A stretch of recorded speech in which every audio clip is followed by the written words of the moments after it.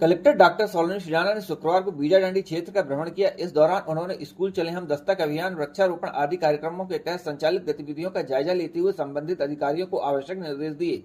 उन्होंने कहा कि विभागीय अधिकारी क्षेत्र का भ्रमण करते हुए विभागीय योजना को प्रभावी मॉनिटरिंग करें। भ्रमण के दौरान कलेक्टर ने पिपरिया, विजयपुर, मानिकसरा तथा घुघरी में पौधारोपण किया। भ्रमण के दौरान कलेक्टर ने एकीकृत पूर्व माध्यमिक शाला पिपरिया, विजयपुर का निरीक्षण करते हुए 15 जुलाई तक 100% नामांकन तथा पुस्तक वितरण सुनिश्चित करने के निर्देश दिए। विद्यालय में बनाए गए स्टीम लैब का उपयोग करें। शाला परिसर की साफ सफाई पर ध्यान दें। मध्याह्न भोजन का स्तर संतोषजनक नहीं पाए जाने पर कलेक्टर ने संबंधित स्व सहायता समूह को नोटिस जारी करने के भी निर्देश दिए हैं। ग्राम पिपरिया माल में राष्ट्रीय खाद्य सुरक्षा मिशन योजना अंतर्गत कलेक्टर ने किसान शिव कुमार धनराज, मुन्ना लाल वरकड़े तथा दशरथ मरकाम को कोदो और कुटकी का बीज वितरण किया। कलेक्टर के द्वारा आंगनबाड़ी सह ग्राम आरोग्य केंद्र गोदरी का निरीक्षण किया। इस दौरान दस्तक अभियान में के क्रियान्वयन में लापरवाही बरतने पर उन्होंने आशा तथा आंगनबाड़ी सहायिका को हटाने के निर्देश दिए। उन्होंने कहा कि किसानों को फसलों के चयन, उत्पादकता बढ़ाने में प्रोसेसिंग तथा मार्केटिंग के संबंध में समुचित मार्गदर्शन प्रदान करें। इस संबंध में आवश्यकता अनुसार प्रशिक्षण आयोजित करें। मानिकसरा में कलेक्टर ने हितग्राही लक्ष्मण उर्वेती से खेत तालाब का निरीक्षण किया। कलेक्टर डॉक्टर सलोनी सुजाना ने खमेर खेड़ा ग्राम पंचायत के घुघरी ग्राम में किए जा रहे वृक्षारोपण तथा पोषक वाटिका का निरीक्षण किया। यहाँ पर मियावाकी तकनीकी से 10,000 पौधे लगाए जा रहे हैं। 30 वर्षों में जंगल तैयार हो जाता है। कलेक्टर ने कहा कि मियावाकी तकनीकी से हम कम जमीन पर अधिक पौधे लगा सकते हैं। Hub for empowerment of women के 100 दिवसीय जागरूकता अभियान के अंतर्गत विभिन्न गतिविधियों का आयोजन किया जा रहा है। इसके अंतर्गत आंगनबाड़ी केंद्र छोटी केरी, मंडला, डीबीटी सक्षमता, PMMVY लाभार्थियों के साथ योजना से संबंधित चर्चा की गई। साथ ही गर्भवती महिला एवं महिला श्रमिकों को प्रधानमंत्री मातृत्व वंदना योजना की जानकारी दी गई। इस कार्यक्रम में वन स्टॉप सेंटर के समस्त अधिकारी, कर्मचारी, स्टाफ, आंगनबाड़ी कार्यकर्ता, सहायिका व ग्रामीणजन उपस्थित रहे।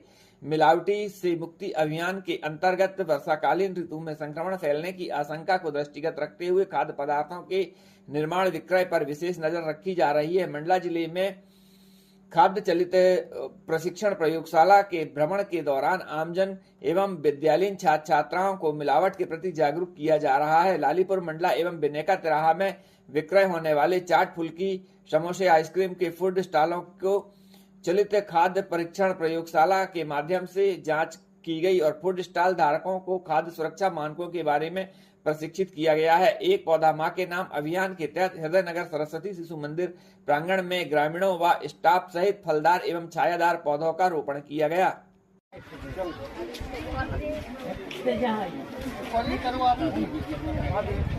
इधर देखो, इधर देखो, इधर बेटी, इधर। हाँ जी, जी हाँ।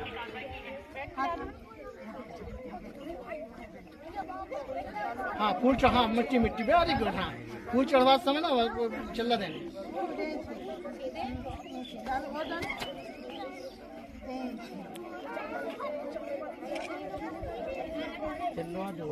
बाकी जय प्रकृति, जय प्रकृति, भारत माता की, भारत माता की। चढ़ा दे, यहीं रख दो। बस हो गया। मिट्टी डालो, उसको भी रखो।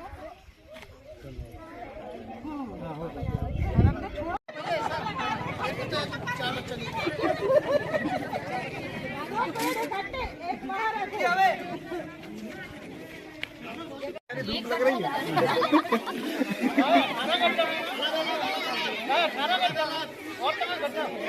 दीदी, स्टेटस में लगाओ है।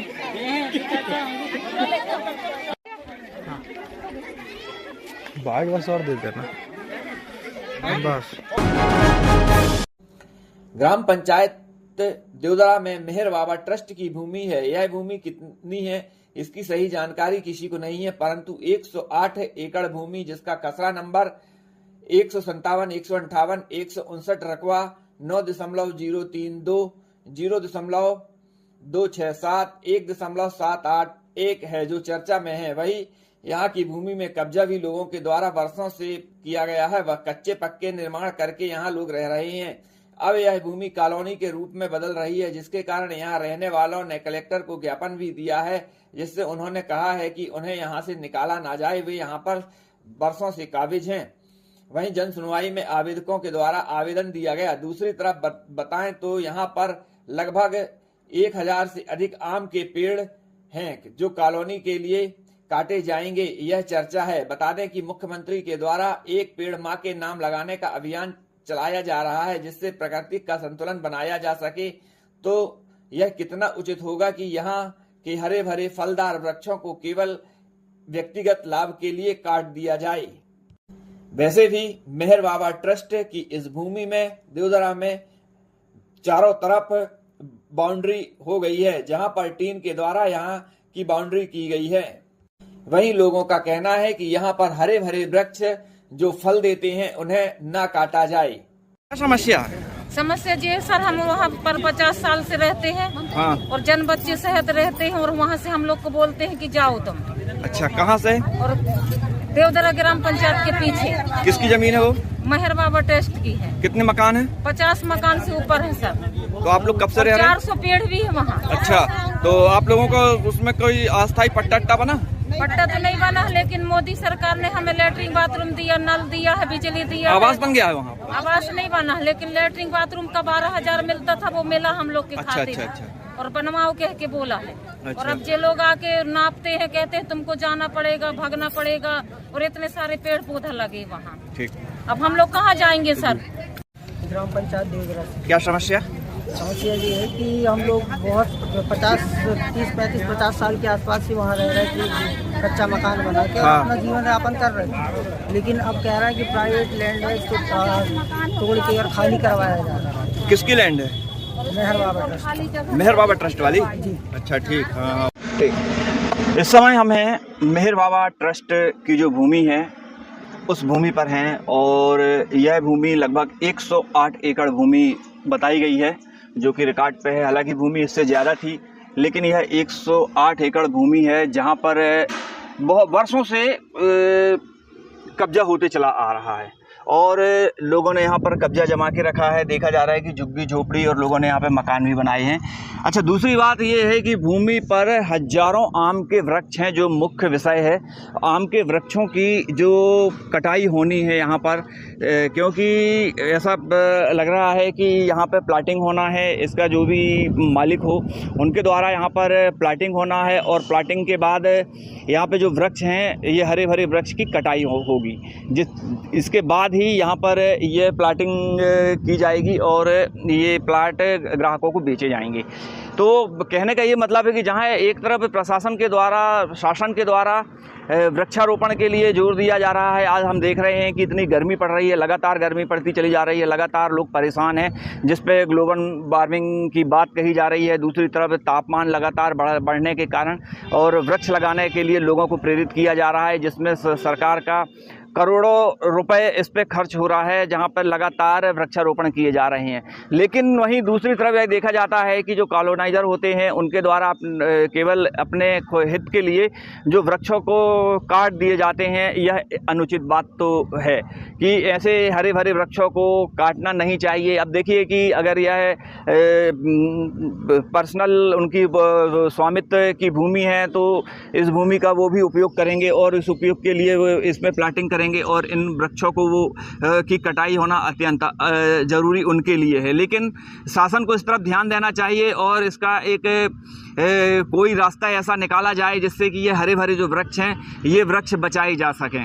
अब हम बात करते हैं कि यहाँ पर जो झुग्गी झोपड़ी बनाकर जो लोग रह रहे थे और वो वर्षों से यहाँ पर हैं, और उन्हें भी यहाँ से अलग करने की मुहिम चालू हो गई है। देख रहे हैं हम कि यहाँ पर पूरी ये टीन शेड लगा दिए गए हैं और ये टीन जो इसकी बाउंड्री बनाई लगाई गई है बाउंड्री पर। और यह इनके आवेदन लेकर ये लोग कलेक्टर के पास भी पहुंचे थे और कलेक्टर के पास इन्होंने आवेदन दिया था कि जहां पर वे वर्षों से काबिज हैं और उन्हें हटाया जा रहा है तो उन्हें कहीं और भूमि देने की व्यवस्था शासन को करनी चाहिए, नहीं तो ऐसे लोगों को अगर हटाया जाता है तो वे बेघरबार हो जाएंगे और सड़क पर आ जाएंगे। क्योंकि आज वर्षों से जो लोग अपने रह रहे हैं तो भूमि पे जब प्लाटिंग होगी या यह भूमि स्वामी के पास जाएगी तो उसके बाद यह देखा जाएगा कि ऐसे लोगों को हटाया जाएगा। अच्छा, दूसरी तरफ यह देखें कि कुछ ऐसे पैसे वाले लोग भी हैं जिनके द्वारा यहाँ पर कब्जा किया गया है और इस कब्जे पे बड़े बड़े मकान बना लिए गए हैं और वो इस मकान बना के यहाँ पे रह रहे हैं। लेकिन यहाँ पे जो गरीब तबके के लोग हैं जो अपना धंधा पानी कर रहे हैं उनके लिए भारी मुसीबत हो जाएगी।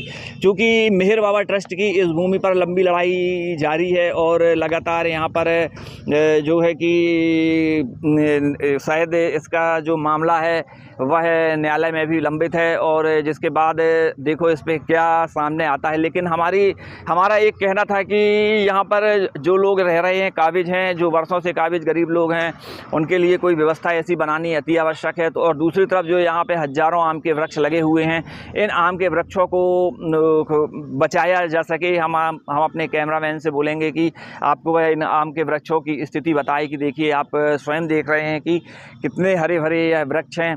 और यह जो मेहर बाबा ट्रस्ट की यह भूमि थी, बताया जाता है कि इस भूमि को जो पुराने हमारे मंडला महाराजपुर के चौधरी जो यहाँ के राजा कहलाते थे उनके द्वारा यह भूमि दान में दी गई थी मेहर बाबा ट्रस्ट को। लेकिन यह भूमि पे लोगों का कब्जा हो चुका है और लोग यहाँ पर कब्जा जमा के रह रहे हैं और आज यह स्थिति देखी जा रही है कि अब इस भूमि को जो भी भूमि बची है जिसमें 108 एकड़ भूमि बताई जा रही है कि यह 108 एकड़ भूमि पे अब निर्माण कार्य होना है, इस पे प्लाटिंग होना है, जिसके चलते यहाँ पर जो बाउंड्री वाल भी की गई है, टीन लगाए गए हैं और ये जो आम के वृक्ष हैं इनके भी कटाई की बात सामने आ रही है। तो इन आम के वृक्षों को बचाना अति आवश्यक है, क्योंकि अगर इन आम के वृक्षों के ऐसे हज़ारों वृक्ष अगर काट दिए जाएंगे तो हम एक तरफ जो वृक्षारोपण कर रहे हैं, पौधारोपण कर रहे हैं, तो उसका कोई औचित्य नहीं निकलता है। क्योंकि एक तरफ हम पौधे लगा रहे हैं जबकि एक पौधा को पनपने में वर्षों वर्ष लग जाते हैं जब वह एक वृक्ष बनता है, और आज हम उसे पल भर में काट देते हैं, अपने निजी स्वार्थ के लिए काट देते हैं। तो यह कहीं ना कहीं अनुचित है, जिसकी तरफ शासन प्रशासन को ध्यान देना चाहिए। मैं मनीष तिवारी, मंडला। धान की फसल का समय है, खेत किसानों के द्वारा तैयार हो गए हैं और बोनी परहा लगाने के कार्य किसानों के द्वारा पूर्ण कर लिए गए हैं, परंतु खाद की कमी से किसानों को परेशान देखा जा रहा है। खैरी गोदाम में स्थानीय किसानों के अलावा रामनगर, घुघरी व लगभग 50 किलोमीटर से किसान आ रहे हैं जो नगद में खाद खरीदने पहुंच रहे हैं। किसानों ने बताया कि सुबह 6 बजे से गोदाम पहुंच जाते हैं, टोकन भी कट जाता है, परंतु सारा दिन इंतजार करना पड़ता है। वैसे वर्तमान में यूरिया की कमी आ रही है, कहीं कहीं राखड़ डीपीटी भी कम पड़ रही है। किसानों ने कहा है कि अगर 10 से 15 किलोमीटर के एरिया में समर्थन मूल्य में खाद मिलने लगे तो उनका समय भी बचेगा और किराया भाड़ा भी बच पाएगा और किसानों को सुविधा होगी। वैसे दूर दूर से किसान यहाँ खाद लेने आते हैं, तो खैरी गोदाम में स्वच्छ परिसर, बैठने की उचित व्यवस्था व पानी की व्यवस्था होना अति आवश्यक है। वहीं किसानों ने बताया कि निजी दुकानों से अगर वे खाद खरीदते हैं तो उन्हें वह खाद बहुत महंगी पड़ती है, इसीलिए उन्हें समर्थन मूल्य में खाद मिलना चाहिए, जिससे कि वे अपने खेतीबाड़ी का काम सुविधा से कर पाएं।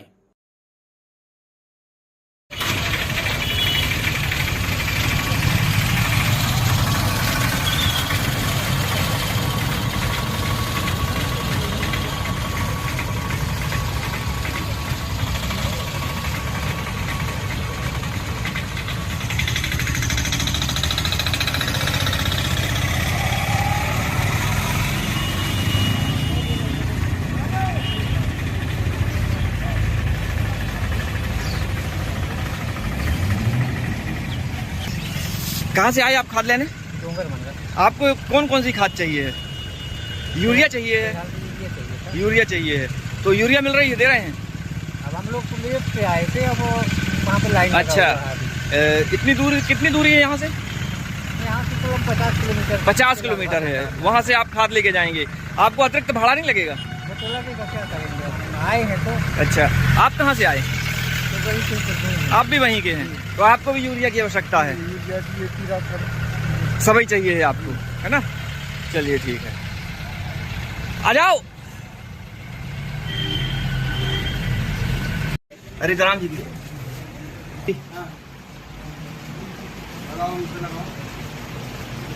नहीं है पर्याप्त, तभी फिर आने वाली है। बैठ जाओ भैया, शांति से बैठिए। आप लोग टोकन मिला है ना, आप लोग बैठो।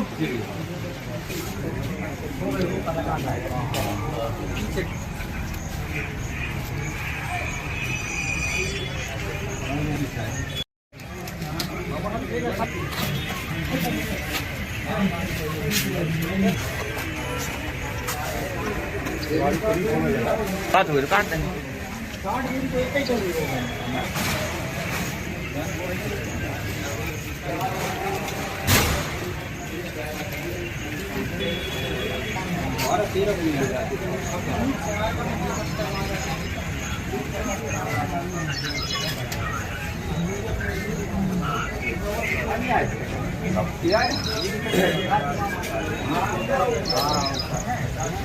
सर, जैसा कि समितियों का आरोप होता है, लोगों द्वारा कहा जाता है कि जो खाद होती है वह केसीसी से जो किसान लेते हैं उन्हें पहले पात्रता होनी चाहिए, जबकि नगर पे खाद जो बेची जाती है उस वहाँ पर ज़्यादा ध्यान दिया जा रहा है।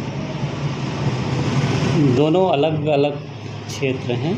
सहकारिता विभाग के माध्यम से समितियों द्वारा केसीसी पर खाद का वितरण किया जाता है एवं जहां नगद विक्रय की पात्रता है वो नगद विक्रय करते हैं। समितियों को पूर्व वर्ष की तुलना में इस वर्ष ज़्यादा खाद उपलब्ध कराया गया है और आगे भी उपलब्ध कराया जाएगा उनकी मांग आवश्यकता अनुसार। सर, जैसा कि नगद पे किसान अगर खाद खरीदता है, अगर मंडला से बाहर के किसान भी आते हैं तो क्या उन्हें पात्रता होती है? नहीं, जिले के किसानों को ही खाद दिया जाता है। जी, जैसा सर समिति का कहना है कि जो उन्होंने गेहूँ खरीदी की थी उस पर अभी उन्हें जो कमीशन होता है वह कमीशन दे नहीं हुआ है, बहुत समय लग जाता है। कमीशन का भुगतान समितियों द्वारा ऑडिटेड पत्रक प्रस्तुत करने के उपरांत किया जाता है। जेआईटी के माध्यम से 50% कमीशन का भुगतान किया जा चुका है। Thank you sir. ग्राम सुड़गांव विकासखंड मोहगांव से आवेदिका महिलाएं मुख्यालय पहुंची, जिन्होंने गांव में आंगनवाड़ी भवन की मांग की। उन्होंने बताया कि पुराना भवन जर्जर हालत में है, जहां बच्चों को नहीं बैठाया जा सकता है। बारिश में भवन से पानी टपकता है, पूरे परिसर में पानी भर जाता है, जहां हम बच्चों को नहीं बिठा सकते तथा जर्जर भवन होने के कारण बारिश में कोई भी अनहोनी घट सकती है, इसलिए बच्चों को पेड़ के नीचे बैठाया जाता है। अतः नए भवन की अति आवश्यकता है, जिसके लिए प्रशासन को ध्यान देते हुए सुड़गांव में आंगनवाड़ी केंद्र की व्यवस्था बनानी अति आवश्यक है। आवेदक महिलाओं ने प्रशासन को आवेदन दिया। मैडम, सुड़गांव में आंगनवाड़ी केंद्र नहीं है, बच्चों को बैठना पड़ता है, झाड़ के नीचे, पेड़ों के नीचे बैठना पड़ता है। आप पढ़ाती हैं, क्या समस्या आती है आपको? समस्या तो आती है सर जी, कैसे कर पाती हैं क्लास आप? क्लास वो ये भवन है अधूरा है, वो दुर्गा मंच जी, तो उसी में थोड़ा सा पुताई कर लेती हूँ गोबर से और वहीं चटाई लगा के पढ़ाई करती हूँ। कराते हैं आप? अच्छा, बच्चों को जैसे पोषण आहार देने में दिक्कत होती होगी, गीला हो जाता होगा जैसे बारिश में? जी, तो वो घर ही से वो करती हूँ। अच्छा, वो घर घर पहुँचाती हूँ पोषण आहार, जी, भोजन का व्यवस्था बस वहीं करती हूँ। जी, तो समस्या आ रही है आपको? जी, पर वहाँ रूम भी नहीं देते गाँव वाले, कहते हैं कि यहाँ भवन ही होना चाहिए, मतलब कुछ भी। शासकीय भवन चाहती हैं आप? कितने बच्चे आते हैं अभी? अभी तो वहाँ 15 बच्चे आते हैं। 15 बच्चे है ना। क्या नाम लिखते हैं आप? पूड़ी में मलगांव, मोहारी टोला सुड़गांव। जी, क्या सहायिका हैं आप? नहीं, कार्यकर्ता हूँ, मिनी केंद्र है मेरी वहाँ। हाँ हाँ। किस गांव से हैं? ग्राम पंचायत सुड़गांव से। विकासखंड मोहगांव।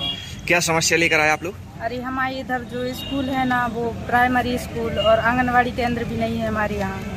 बच्चे ऐसे ही पेड़ के नीचे बैठते हैं और 10 साल से वो स्कूल पूरा पानी में चुह रहा है, टपक रहा है, छत गिरने की संभावना है। अगर कल के दिन अगर बच्चों को नुकसान हो गया तो किसकी जिम्मेदारी है? प्राथमिक शाला की बिल्डिंग भी नहीं है? नहीं है, पर वो पूरा खराब हो गया, जर्जर हो गई है। जर्जर हो गया। अच्छा, और आंगनवाड़ी? आंगनवाड़ी केंद्र भी नहीं है, नहीं, पेड़ के नीचे लग रही है आंगनवाड़ी ये केंद्र। इतने दिन से समस्या है, इसके बीच में आपने अरे हम आए थे, एक बार फिर आए थे, जन सुनवाई में हमने कागज दी, हमारे पास ये रसीद भी है। अच्छा हाँ, इसके बाद भी कोई सुनवाई नहीं हो रही। आपके साथ कोई ग्राम के सरपंच वगैरह आए हों? तो मैं मेंबर हूँ, वार्ड मेंबर। आप मेंबर हैं जी। तो अभी जैसे बारिश में फिर कैसे करते हैं आप लोग? बारिश में कैसे करेंगे, अब बच्चे स्कूल से बाहर रहते हैं मैदान में, अच्छा, वो हाजिरी भरवा के और चले जाते हैं। क्या करेंगे स्कूल में गीले में बैठ के, पूरा पानी भर जाता है वहाँ पूरे रूमों में। और कुछ इस सत्र में क्लास लग रही नहीं लग रही? तो अभी तो नहीं लग रही है, मतलब ऐसे हाँ, जैसे मौसम वो साफ रहता है कोई और तो सरकारी भवन है वहाँ? नहीं है ना, कुछ भी नहीं है। क्या मांग क्या है? तो हमारे इधर स्कूल होना चाहिए और आंगनवाड़ी केंद्र होना चाहिए, हमारे बच्चों को बस अच्छा शिक्षा मिलना चाहिए बस। क्या तो- नाम है? जी, मेरा नाम विद्या। तो ये प्राथमिक शाला है आपको, जो जिसकी मांग आप कर रहे हैं? नवीन प्राथमिक शाला है और वो आंगनवाड़ी केंद्र नहीं है।